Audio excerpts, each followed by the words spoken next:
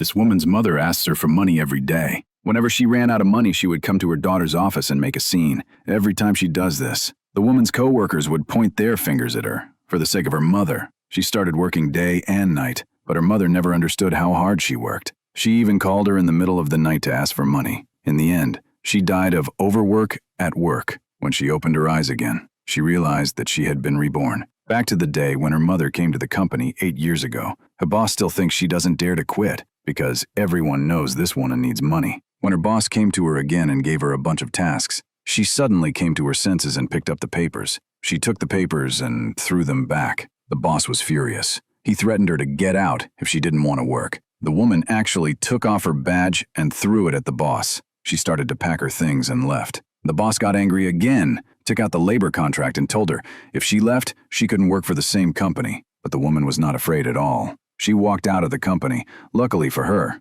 as soon as she left the company, she received a job posting. She had no other choice, so she followed the job posting. She followed the posting to a lake. The recruiter was an old man who was fishing, so the woman used what she had learned before. She caught a fish before the old man did. The old man was pleasantly surprised, so the old man invited her home to be his housekeeper. When the woman entered the house, she found she wasn't the only one who applied for the job. The young master of the house thought she was different. He thought she was a guest of his grandfather's. When the woman said she was applying for a nanny job, everyone was shocked. The young master covered his stomach with his hand. The woman immediately sensed that the young master had an upset stomach, but the other applicants didn't notice these details. They didn't give the woman a second thought. At that moment, the old lady suggested an entrance examination. She said, "The young master is anorexic. Whoever could make him eat would stay." All the other applicants were eager to ask about the young master's preferences, but the woman took out her cell phone and went to the young master. She asked him to place an order on the app.